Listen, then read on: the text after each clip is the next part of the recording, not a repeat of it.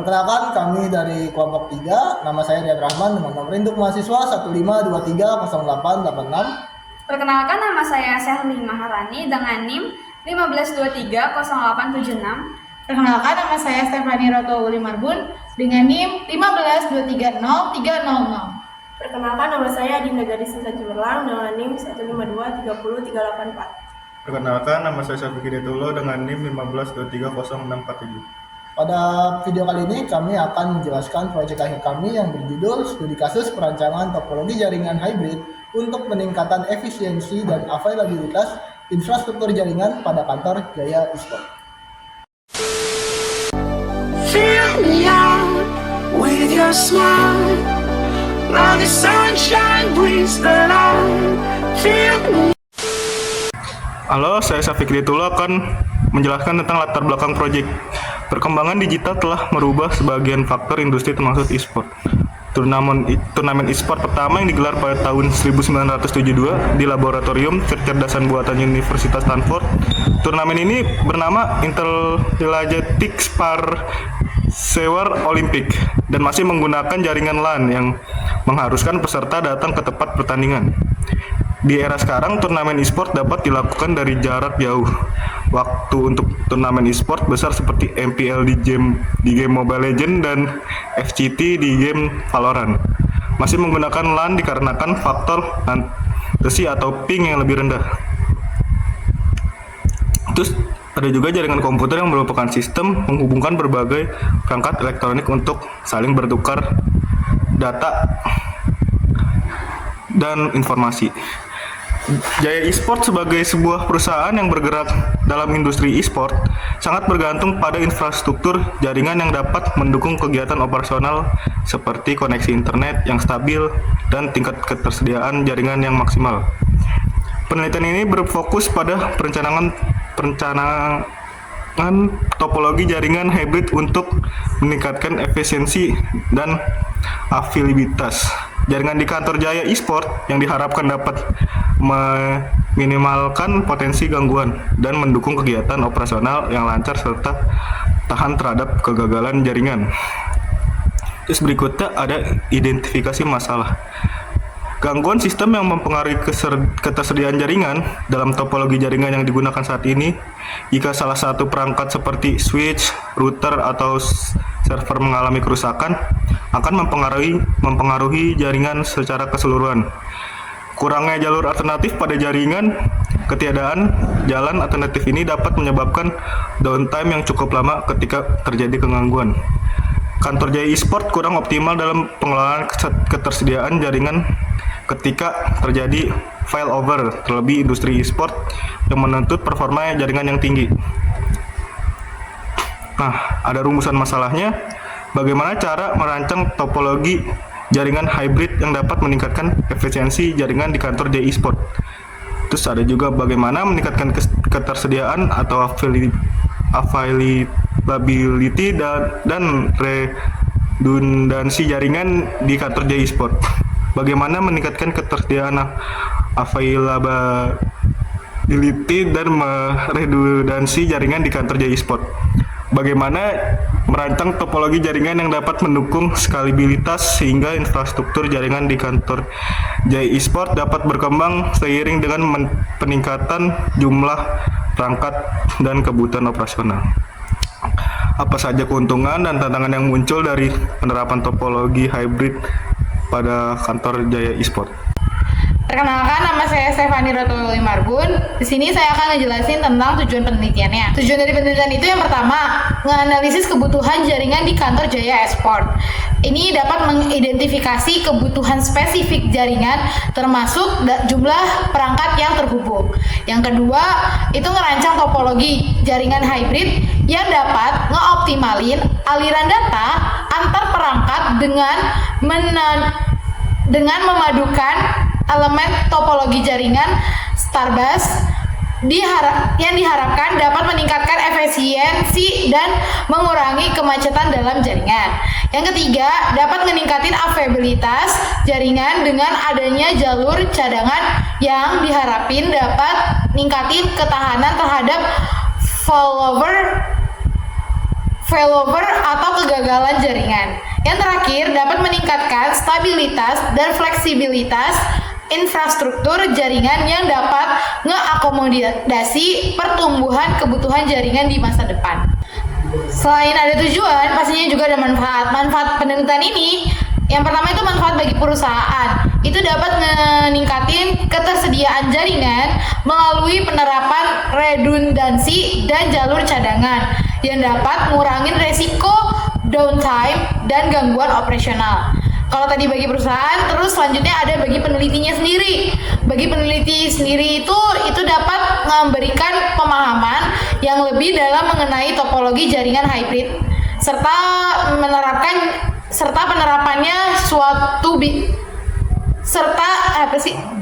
penerapannya pada suatu bisnis.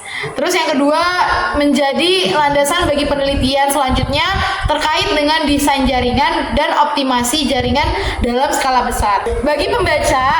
Manfaat bagi pembaca itu dapat menyediakan referensi tentang desain topologi jaringan hybrid yang dapat diterapkan pada organisasi dengan kebutuhan operasional tinggi seperti perusahaan ekspor.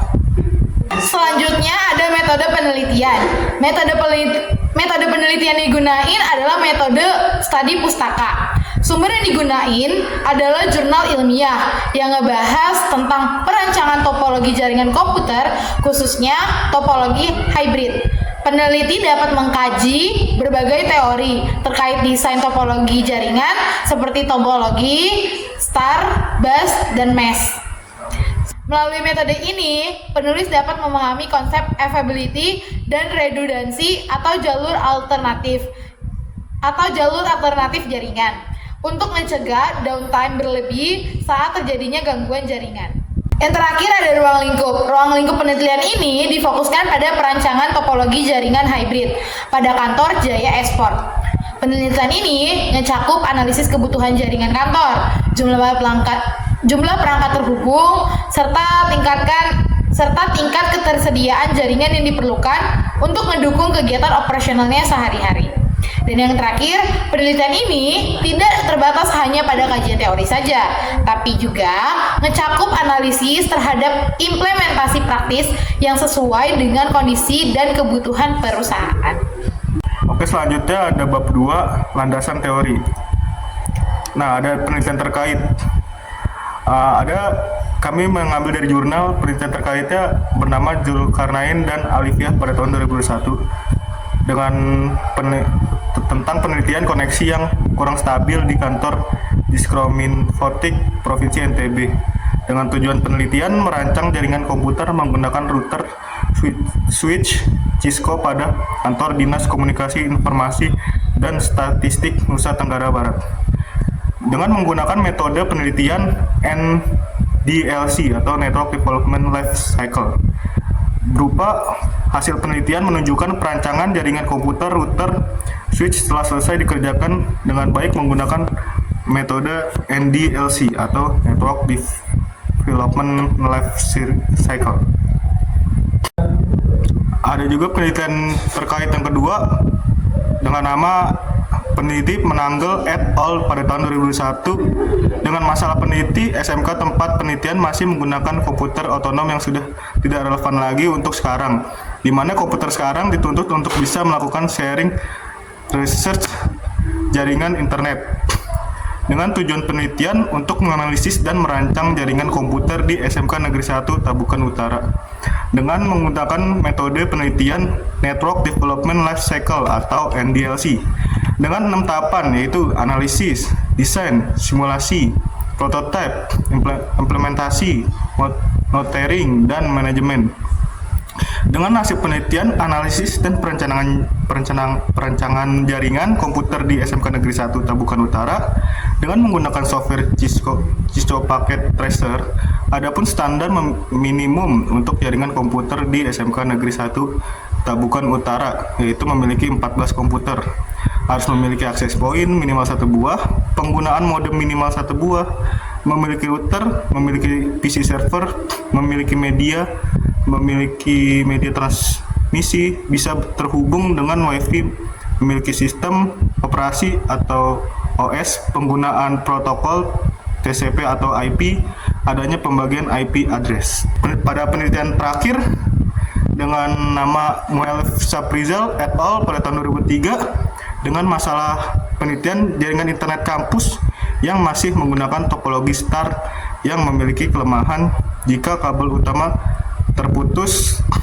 maka seluruh jaringan akan terganggu. Dengan tujuan penelitian untuk mengidentifikasi topologi jaringan yang digunakan di Universitas Sari Mulia, khususnya di ruang multimedia. Menggunakan metode penelitian yang kualitatif deskriptif dengan menggunakan metode wawancara semi atau terstruktur. Dengan hasil penelitian membuktikan bahwa topologi star menunjang efektivitas dan keandalan jaringan, namun topologi star juga memiliki kekurangan. Oleh karena itu, penelitian ini menyarankan menggunakan topologi hybrid. Baik, saya Rian dan saya akan melanjutkan presentasi dari teman saya. Nah, di sini saya akan membahas tinjauan pustakanya. Yang pertama itu ada jaringan komputer. Apa itu jaringan komputer? Jaringan komputer adalah jaringan telekomunikasi yang memungkinkan antar komputer satu dengan yang lainnya dapat saling berkomunikasi. Nah, komunikasinya itu ngapain? Komunikasinya itu dalam bentuk bertukar data. Nah, tiap komponen dalam jaringan komputer bisa menyediakan layanan dan meminta layanan. Pihak yang meminta layanan disebut dengan klien dan pihak yang menyediakan layanan disebut dengan server. Selanjutnya, saya akan membahas tentang topologi apa saja sih yang digunakan dalam proyek ini. Yang pertama, kita menggunakan topologi bus. Topologi bus menggunakan satu kabel sebagai media utama dalam topologi tersebut. Nah, satu kabel ini menghubungkan seluruh komputer yang berada dalam jaringan tersebut. Nah, kelebihannya yang pertama adalah biaya instalasi untuk topologi bus ini relatif murah karena hanya membutuhkan satu buah kabel utama. Nah, kekurangannya adalah pengirimannya lambat karena begini, ketika komputer A, misalnya komputer A ada di ujung kiri dan komputer E ada di ujung kanan, maka ketika komputer A ingin mengirimkan data ke komputer E, maka data harus melewati komputer B dulu, C, D, baru sampai ke E. Nah, jadi durasi pengirimannya itu relatif lambat. Nah, yang kedua adalah rentan terjadi tabrakan data. Nah, ketika komputer A ingin mengirimkan data ke komputer C, misalkan, lalu komputer E ingin mengirimkan data ke komputer A, maka hal itu rentan terjadi tabrakan antar data. Yang ketiga adalah jika kabel utamanya putus, nih kan kabelnya cuma satu. Ketika kabel tersebut putus, maka jaringannya selesai itu jaringannya. Topologi kedua yang kita gunakan ada topologi star. Nah, kalau topologi star ini dia menggunakan satu media transmisi utama. Nah, media transmisinya itu bisa berupa switch atau berupa hub. Nah, kelebihan dari topologi ini adalah yang pertama adalah ketika salah satu perangkat dalam jaringan, maka itu bisa komputernya atau laptopnya itu mengalami gangguan, maka gangguan tersebut tidak akan mempengaruhi jaringan secara keseluruhan. Oke, dan juga deteksi masalahnya itu dapat dilakukan dengan cepat karena bisa dicek satu-satu, tidak perlu dicek secara keseluruhan. Nah, kekurangan yang pertama biaya instalasinya itu cukup mahal karena kita membutuhkan banyak kabel dan juga kita membutuhkan satu media transmisi. Oke. Nah, terus kekurangannya adalah memang kalau misalnya perangkat end device yang rusak itu tidak berpengaruh secara keseluruhan, tapi kalau sampai media transmisinya, media transmisi juga ngaruh. Tapi ketika perangkat penghubungnya misalnya switchnya rusak atau hubnya rusak, ya udah, maka jaringan akan down secara keseluruhan. Oke, selanjutnya topologi yang kita gunakan, kita menggunakan yang namanya topologi mesh. Topologi mesh ini menghubungkan antara satu perangkat dengan perangkat yang lain itu secara langsung tanpa membutuhkan intermediary device. Nah, dan juga dihubungkannya secara acak dan tidak teratur. Nah, kelebihannya yang pertama adalah topologi mesh ini memungkinkan banyaknya jalur alternatif pengiriman. Jadi, ketika salah satu jalur atau kabelnya ada yang putus atau rusak, maka masih bisa lewat jalur yang lain. Jadi keamanan datanya terjamin, bandwidthnya terjamin, dan availabilitasnya lebih terjamin karena ketika salah satu kabel putus tidak akan berpengaruh secara keseluruhan jaringan. Tapi kekurangannya adalah biayanya mahal ya, karena butuh kabel yang banyak. Jadi antara komputer yang satu dengan komputer yang lainnya itu terhubungnya langsung. Jadi kan membutuhkan banyak kabel. Dikarenakan topologi-topologi sebelumnya itu memiliki kekurangan satu dan yang lainnya, maka digunakanlah topologi hybrid. Topologi hybrid ini apa? Topologi hybrid tercipta dari gabungan antara beberapa topologi. Oke, untuk project ini secara khusus kita menggunakan gabungan antara topologi bus, topologi start, dan topologi mesh. Oke, kelebihannya yang pertama adalah sifatnya fleksibel. Oke, jadi sangat mudah ketika kita ingin menambahkan koneksi lainnya, kita ingin menambahkan perangkat itu lebih mudah. Nah, kekurangannya adalah biayanya mahal karena kita membutuhkan banyak rangkaian-rangkaian kabel dan juga proses manajemennya. Proses manajemen pemantauan monitoring jaringannya itu relatif lebih rumit dibandingkan dengan topologi yang berdiri sendiri, tidak terdiri dari gabungan-gabungan antara topologi lainnya. Baik, selanjutnya kita bicara tentang protokol jaringan yang digunakan untuk project ini. Yang pertama ada TCP/IP atau Transmission Control Protocol. Nah, protokol ini diciptakan untuk memudahkan antara perangkat-perangkat yang memiliki perbedaan hardware dan software untuk dapat berkomunikasi satu dengan yang lainnya. Dikarenakan begini, kita lihat ke belakang sejarahnya. Jadi dulu saat awal-awal kemunculan internet, tiap-tiap vendor, tiap-tiap perusahaan itu mengeluarkan perangkat jaringannya sendiri. Misalnya Cisco punya routernya sendiri, punya switchnya sendiri. Ada perusahaan Mikrotik. Nah, Mikrotik dia punya router sendiri, punya switch sendiri. Dulu sebelum ditemukannya protokol TCP ini, perangkat-perangkat tersebut yang berbeda perusahaan tidak dapat berkomunikasi satu sama lain. Maka ditemukanlah protokol ini agar perangkat-perangkat yang memiliki perbedaan dari sisi hardware dan sisi software dapat berkomunikasi satu dengan yang lainnya. Nah, perangkat TCP ini bekerja dalam konsepnya three-way handshake atau jabat tangan 3 kali ya, three-way, jabat tangan 3 arah. Nah, jadi begini konsepnya. Yang pertama, ketika klien dan server ingin terhubung satu sama lain, maka dari pihak klien akan mengirimkan sinyal yang berisi synchronize atau SYN. Nanti ketika sinyal synchronize ini diterima oleh server, maka server akan mengirimkan sinyal balik ke klien yang namanya synchronize acknowledge atau SYN-ACK. Nanti ketika sinyal yang dikirimkan server itu diterima lagi oleh klien, maka klien akan mengirimkan sinyal acknowledge. Jadi 3 arah, synchronize, acknowledge. Nah, kapan protokol yang digunakan? Protokol ini biasa digunakan untuk proses-proses seperti pengunduhan file, mengakses web. Nah, kelebihannya apa? Kelebihannya data yang dikirim itu terjamin. Karena data yang dikirim itu satu persatu, tidak akan ada data yang tidak terkirim atau terlewat. Karena ketika datanya itu tidak terkirim atau terlewat, datanya akan jaringannya akan di reset. Nah, hal ini sering terjadi ketika kita mengunduh file, entah itu file dokumen atau file game, sering terjadi yang namanya korup. Nah, ketika terjadi korup itu, hal ini terjadi karena salah satu filenya itu tidak terkirim dengan sepenuhnya. Nah, kekurangannya adalah protokol ini kurang cepat. Oke, kurang cepat, kalah cepat dengan saudaranya yang namanya UDP yang akan kita bahas selanjutnya. Oke, protokol selanjutnya yang digunakan adalah UDP atau User Datagram Protocol. Nah, protokol UDP ini biasa digunakan untuk proses pengiriman yang membutuhkan kecepatan waktu atau sensitif terhadap waktu. Contohnya apa? Seperti kegiatan streaming video, bermain game online. Nah, itu kan tidak mungkin kita menggunakan protokol TCP. Tidak mungkin kan kita synchronize acknowledge dulu. Jadi digunakanlah protokol UDP ini.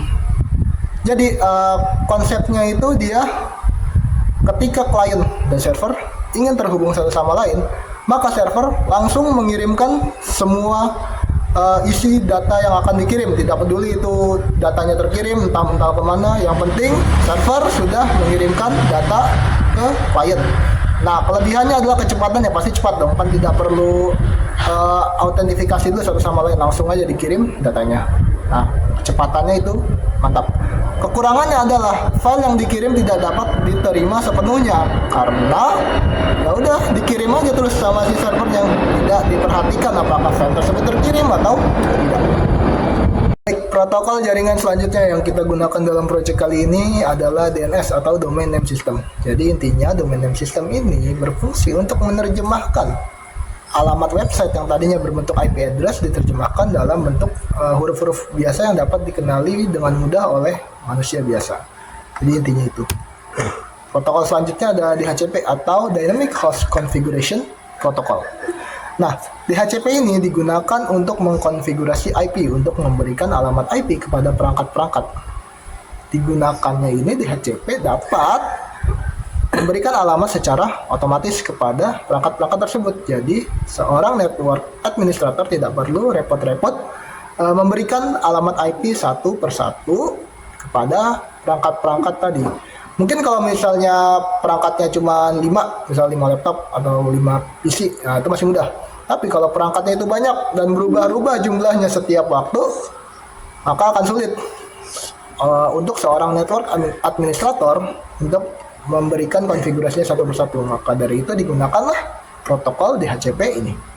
Selanjutnya kita akan bicara tentang perangkat penghubung yang kita gunakan dalam proyek kali ini. Yang pertama ada switch. Switch merupakan perangkat penghubung yang bertugas atau bekerja pada layer kedua dalam OSI layer, yaitu pada layer data link.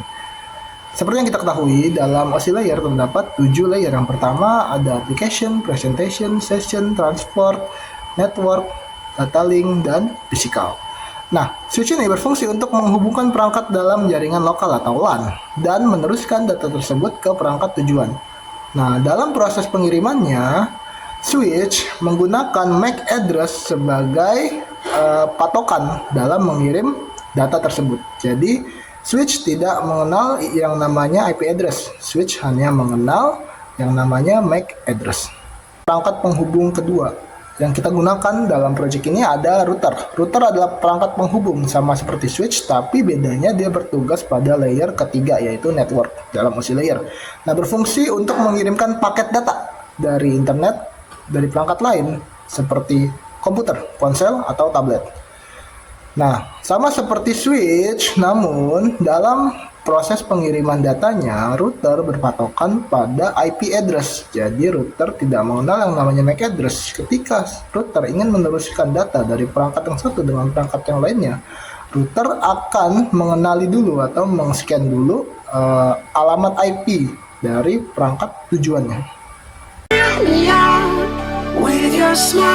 Saya Dinda Gadis ingin menjelaskan tentang analisa kebutuhan di proyek ini. Tim Jaya Esport merupakan perusahaan yang bergerak di bidang esport, memiliki 4 gedung kantor yang terdiri dari 1 gaming house, 2 kantor operasional, dan 1 kantor pusat. Untuk membangun suatu jaringan yang menghubungkan gedung-gedung tersebut secara keseluruhan dibutuhkan 45 komponen jaringan. 33 perangkat and device yang terdiri dari 15 PC, 17 laptop, 1 server. 12 perangkat penghubung atau intermediary device yang terdiri dari 8 switch dan 4 router. Semua perangkat tersebut dibagi ke dalam 4 gedung kantor dengan rincian gaming house membutuhkan 16 perangkat yang terdiri dari di divisi Valorant ada 5 PC dan 1 switch. Di divisi eFootball ada 3 laptop dan 1 switch. Di divisi FIFA ada 4 PC dan 1 switch. Dan terakhir ada 1 router utama. Office 1 membutuhkan 14 perangkat, yaitu IT Department membutuhkan 4 PC, 2 laptop, dan 1 switch. Office 1 membutuhkan 14 perangkat, yaitu IT Department membutuhkan 4 PC, 2 laptop, dan 1 switch. Finance Department membutuhkan 5 laptop dan 1 switch. Dan terakhir 1 router utama. Office 2 membutuhkan 9 perangkat, yaitu Social Media Department membutuhkan 3 laptop dan 1 switch. HR Department membutuhkan 3 laptop dan 1 switch. Terakhir 1 router utama. Head Office membutuhkan 6 perangkat, yaitu CO room membutuhkan 2 PC, 1 laptop, dan 1 switch. Server room membutuhkan 1 server. Dan terakhir 1 router utama. Saya Sherly dan di sini saya akan menjelaskan rencana alamat IP di gedung Gaming House. Terdapat router 0 pada port G0/0 di divisi Valorant. Pada port G0/0 ada IP yaitu 193.68.69.1 dengan prefix 24 menggunakan konfigurasi DHCP. Alamat yang dikecualikan ada 2, yaitu 193.68.69.1 dan 193.68.69.254. Yang titik 1 itu adalah default, yang titik 254 itu adalah broadcast. Subnet masknya 255.255.255.0 dengan DHCP pool router G0/1. Pada router G0/1 di divisi eFootball terdapat IP 193.68.65.1 dengan prefix 24 menggunakan konfigurasi DHCP juga. Alamat yang dikecualikan ada 2, 193.68.65.1 untuk default dan 193.68.65.254 itu untuk broadcast. Dan subnet masknya ada 255.255.255.0 dengan DHCP pool router G0/2. Pada router 0 G2/0 di divisi FIFA itu terdapat alamat IP 193.68.60.1 dengan prefix 24 menggunakan konfigurasi DHCP. Alamat yang dikecualikan ada 2, yaitu 193.68.60.1 itu untuk default dan 193.68.60.254 itu untuk broadcast. Subnet masknya menggunakan kelasnya juga 255.255.255.0 dengan DHCP pool router G0/3. Lalu ada rencana alamat IP di Office 1. Terdapat router 1 G0/0 di Departemen IT.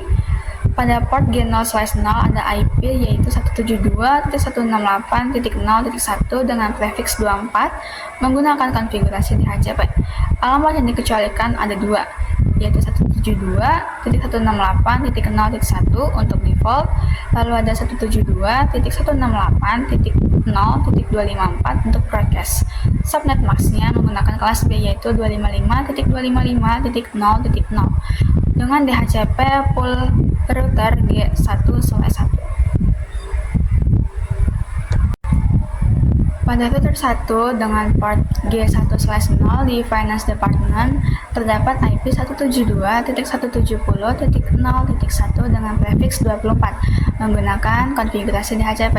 Alamat yang dikecualikan ada 2, yaitu 172.170.0.1 untuk default dan 172.170.0.254 untuk broadcast. Subnet masknya menggunakan kelas B yaitu 255.255.0.0 dengan DHCP pool router G1/2. Lalu ada rencana alamat IP di Office 2.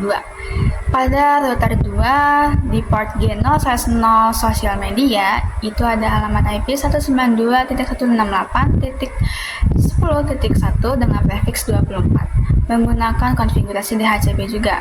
Alamat yang dikecualikan itu ada 2, 192.168.10.1 itu untuk default, 192.168.10.254 itu untuk broadcast. Subnet masknya menggunakan kelas C yaitu 255.255.255.0 dengan DHCP pool router G2/1. Pada router kedua di port G1/0 bagian HR itu ada alamat IP 192.168.11.1 dengan prefix 24 menggunakan konfigurasi DHCP. Ada 2 alamat yang dikecualikan yaitu 192.168.11.1 untuk default dan 192.168.11.254 untuk broadcast. Subnet masknya menggunakan kelas C yaitu 255.255.255.0 dengan DHCP pool router G2/2. Lalu yang terakhir, rencana alamat IP pada head office. Di main server terdapat IP yaitu 18.0.0.2 dengan prefiks 8, subnet max-nya itu kelas A yaitu 255.0.0.0, default gateway-nya 18.0.0.1, menggunakan domain name system yaitu jayaesport.com. Lalu di router 3 pada port G1/0 di bagian CA room, itu di portnya terdapat alamat IP yaitu 20.0.0.1 dengan prefiks 8 menggunakan konfigurasi DHCP. Alamat yang dikecualikan ada dua yaitu 20.0.0.1 untuk default dan 20.0.0.254 untuk broadcast. Subnet max yang digunakan adalah kelas A yaitu 255.0.0.0 dengan DHCP pool router G3/1. Ya baik, kita lanjutkan bahasannya ke simulasi jaringan. Nah di sini saya akan mensimulasikan jaringan yang sudah kita bangun untuk kantor Jaya Esport. Kita buka file paket tracernya. Nah di sini ada, kita lihat jaringan secara keseluruhan. Di sini kita menggunakan gabungan antara topologi star. Star ini kita gunakan untuk tiap jaringan LAN pada setiap gedung. Di sini menggunakan star, di sini menggunakan star, dan menggunakan star. Nah, untuk menggabungkan satu gedung dengan gedung lainnya, kita menggunakan gabungan antara topologi bus dan mesh. Nah, untuk jaringan ini, antara gaming house, office 1, dan office 2, kita menggunakan bus. Dan untuk menggabungkan antara ketiga gedung tadi dengan kantor utama, kantor pusat, atau head office, menggunakan topologi mesh. Nah, kenapa kita pilih topologi ini? Karena mungkin kalau dilihat secara seperti ini akan terlihat sangat rumit ya, sangat ribet. Tapi nanti ada alasannya, kita jelaskan lebih lanjut. Nah, ini kita bahas dulu untuk jaringan rencana IP di tiap gedung. Nah, untuk di gaming house, kita ada 3 divisi, yaitu untuk divisi Valorant, kita menggunakan IP untuk default routernya ada 193.68.69.1 dengan prefiks 24. Dan semua jaringan LAN di sini menggunakan protokol DHCP. Nah, di sini yang kita kecualikan jaringannya ada di 193.68.69.1 karena itu adalah default routernya, dan IP 193.68.69.254 karena ini adalah untuk IP podcast. Oke. Jadi semua perangkat yang ada di jaringan ini sudah menggunakan protokol DHCP, semua sudah DHCP. Kenapa? Nah, di sini kenapa kita menggunakan protokol DHCP untuk semua perangkat yang ada di jaringan ini? Karena ketika kita ingin menambah perangkat baru, kita ingin menambahkan perangkat baru entah di gaming house atau di office 1, office 2, atau di head office, kita tidak perlu mengkonfigurasi IP-nya secara manual satu persatu. Oke. Contoh, kita akan menambahkan satu perangkat, misalnya di PC, untuk visi football. Kita custom the switchboard-nya. Dan Sunrise Ethernet CFE.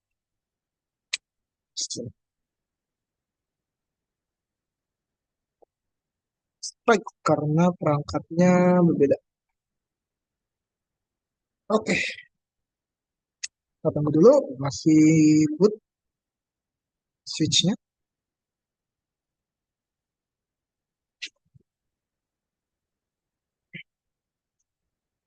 Jadi begitu, alasan kenapa kita menggunakan protokol DHCP, karena kalau menggunakan konfigurasi IP secara statik, setiap kita menambahkan suatu perangkat baru pada jaringan, kita harus mengkonfigurasi IP-nya secara manual satu persatu. Nah, itu sangat ribet ya. Kalau mungkin saja kalau misalnya perangkat yang ditambahkan cuma satu, oke. Tapi kalau perangkat yang ditambahkan itu jumlah ratusan sampai ribuan perangkat untuk setiap jaringannya, nah itu akan sangat merepotkan. Nah, kita klik tadi PC yang baru ditambahkan, kita ke desktop, configuration, nah kita ubah ke DHCP. Nah, di sini langsung diberikan IP-nya secara otomatis. Nah, itu adalah kegunaan DHCP pada jaringan ini. Oke, kita lanjut. Baik, secara keseluruhan ada eh, beberapa gedung ya di sini. Yang pertama ada gaming house satu, lalu ada office one, office two, dan head office seperti yang sudah dijelaskan sebelumnya. Nah, semua ini setiap LAN menggunakan eh, protokol DHCP untuk konfigurasi IP-nya kecuali untuk bagian main server. Nah, di bagian main server kita menggunakan konfigurasi IP-nya secara static. Nah, untuk IP-nya ada di 18.0.0.2 dengan prefix 8. Dan subnet masknya pasti 255.0.0.0. Dan default gateway ada di 18.0.0.1 dengan nama DNS-nya adalah jayaesport.com. Oke, baik. Sekarang akan kita coba tes jaringannya. Apakah berhasil atau enggak? Baik, kita akan coba dari PC12 sini di Xiaorom. Kita coba akses. Baik, successful. Nah, sini kita menggunakan simple PDU. Nah, sekarang kita coba untuk mengakses main server ini menggunakan web browser pada setiap perangkatnya. Kita buka end device-nya, kita ke desktop, web browser. Tunggu dulu. Nah, di URL kita bisa mengakses web tadi dengan menggunakan dua cara. Yang pertama, kita bisa menggunakan IP address-nya. Tadi IP address-nya 18.0.0.2. Kita coba akses. Oke, langsung muncul mukanya Bang Winda. Nah, ini adalah web dari tim J Sport. Oke, ini cara pertama dengan menggunakan IP address untuk mengakses websitenya. Yang kedua, kita bisa menggunakan nama DNS dan kita masukkan nama DNS-nya ya esport.com.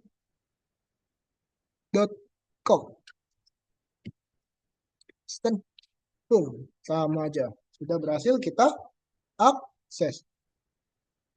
Nah, untuk mengaksesan website ini sudah pasti menggunakan protokol yang tadi sudah dibahas sebelumnya, yaitu protokol TCP/IP. Baik, sekarang diakses sudah berhasil. Selanjutnya akan saya jelaskan kenapa kita menggunakan topologi mesh untuk project kali ini. Yang pertama, kita lihat kalau misalnya suatu waktu ada failover atau kegagalan dalam salah satu jalur pengiriman, misalnya di bagian sini. Di serial 6/0, ini kan kita off kan, serial 5. Di serial 5 kan off. Misalnya one day kita ada kegagalan di serial 6, misalnya entah kabelnya itu terkena galian atau disambar petir, kita nggak tahu. Pokoknya intinya ada failover lah di jalur tersebut. Setelah kita off kan. Nah, hal ini tidak akan mempengaruhi jaringan secara keseluruhan ketika perangkat dari gaming house ingin mengakses main server itu tetap bisa. Kita cek dengan mengirimkan simple view di sini ke main server. Nah, ini tetap sukses. Kenapa? Kok bisa?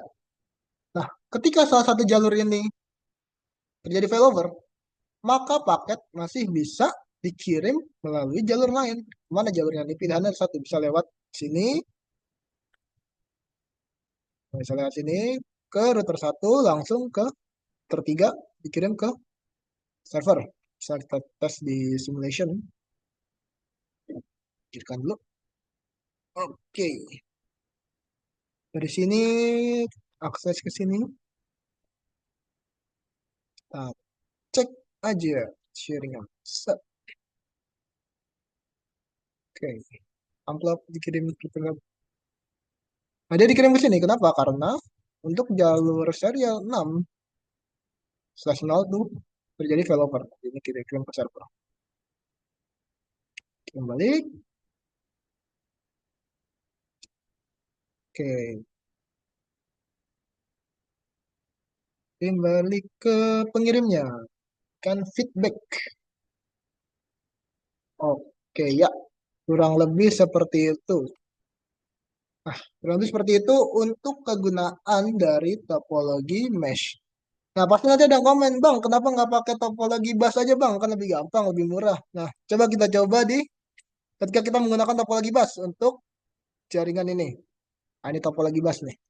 Cuma ada satu jalur utama. Nanti, jika sewaktu-waktu kabel yang ini kesambar geledek, nah nih kesambar geledek, apakah entah kena galian nih, coba kita cek nih serial berapa nih, serial 5. Kita offin. Oh, jangan dulu gitu dulu. Kita tes dulu deh sebelum ini di offin, bisa nggak? Kita kirim surat dari sini.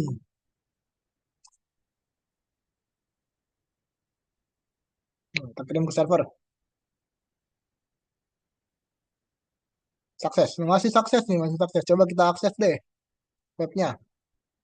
Oke, web browser. Nah, untuk URL sama ya. Ini settingannya sama IP-nya kayak yang tadi, cuman beda topologinya aja. Nah, ini sama nih Cisco Packet Tracer. Nah, ini kenapa? Karena belum belum saya custom nih website yang di sini tampilannya. Ini sama aja ini berarti menunjukkan bahwa website berhasil diakses. Tampilannya masih tampilan default dari websitenya Cisco Packet Tracer. Kita pakai Jaya Esport. Kita akses pakai Jaya Esport. Kita akses DNS-nya. jayaesport.com. Nah, bisa. Sukses. Coba, nah, ini masih sukses karena kabelnya ini masih sehat-sehat aja semuanya. Coba one day di sini ada failover. Coba kita matikan serialnya di sini. Kita offin dulu. Sini. Ah, berarti kan kalau dia menggunakan topologi bus, ketika salah satu jalur ini mati atau terjadi failover ya udah selesai semua ini jaringan yang nggak bakal dari sini nggak bisa lagi ke sini. Nah, kecuali dari Office 2 mau ke server masih bisa karena masih ada jalur di sini nih di serial berapa nih nggak kelihatan di serial 5/0 yang jalur yang ini masih ada masih aman. Tapi gaming house Office 1 itu udah nggak bisa lagi, udah nggak bisa mengakses server. Coba kita tes kalau nggak percaya. Kita tes. Kirim semua. Kita kirim simple PDU ke server. Tes. Sukses. Fail.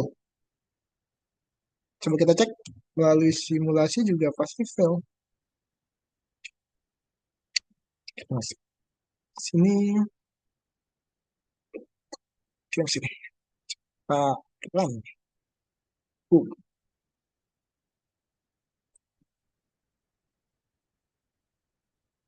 cepat deh kita cepat.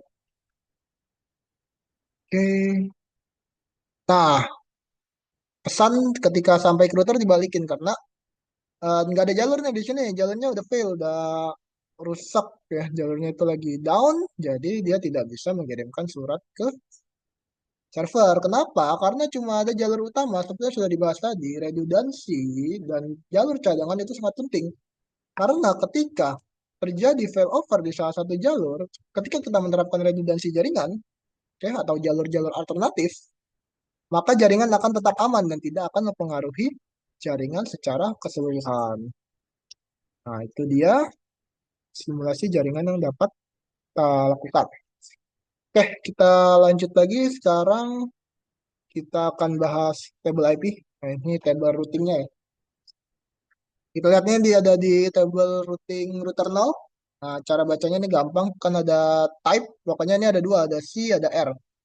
Yang C ini berarti dia berada di lokal dari router tersebut.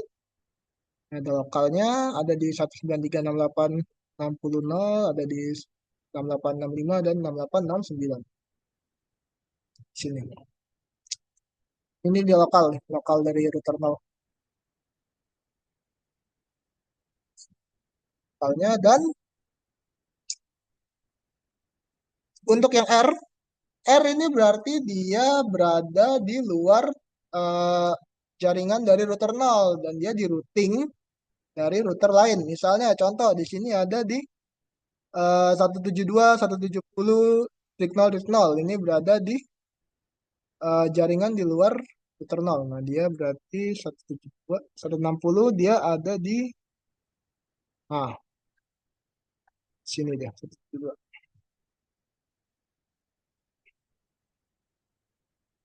Nah, kurang lebih begitu.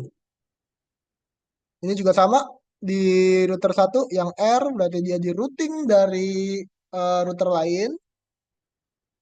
Sedangkan yang C-nya ini berarti dia adalah jaringan lokal dari router yang dimaksud. Nah, di sini ada router 1. Fungsi juga sama nih. Di router 3, C-nya nih 10, 11 sama 12 yang prefiksnya 8 ini berarti dia ada di lokal. Dan 173, 174, 192, 193 ini semuanya di routing dari router lain. Nah, untuk next hop ini ada, kalau kita lihat di bagian routing, ada next hopnya ada yang di 10, ada yang di 12. Nah, ini apa? Berarti jaringan 193, jaringan 192 ini di routing dari router lain melalui jalur ini 12/0/0/10 atau 12/0/0 10 dan 10 .0.0.10. Dia ada di sini.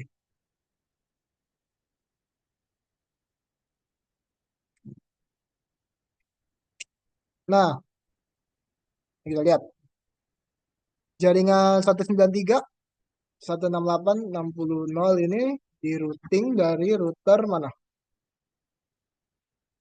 193. Cek.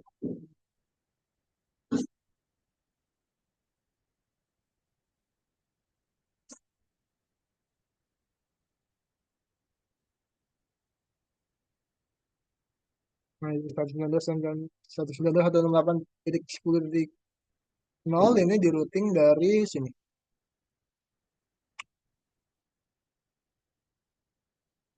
Dari sini melalui mana 192. Nah, ini dia di routing dari router 2. Next hopnya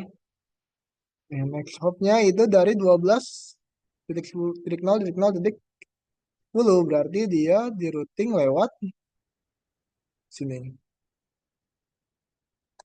Nah, next hopnya dia dari sini. Oke, kurang lebih untuk tabel IP seperti itu. Ya, sekian simulasi jaringan yang dapat saya jelaskan.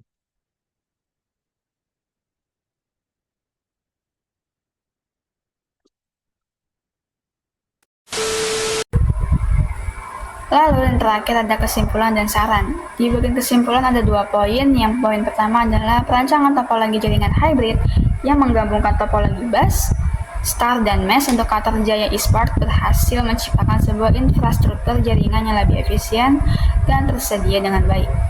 Lalu di poin kedua, topologi bus memberikan kesederhanaan dalam menghubungkan perangkat administratif, sementara topologi star memberikan kinerja yang optimal untuk perangkat yang membutuhkan kecepatan tinggi seperti komputer pemain dan perangkat streaming.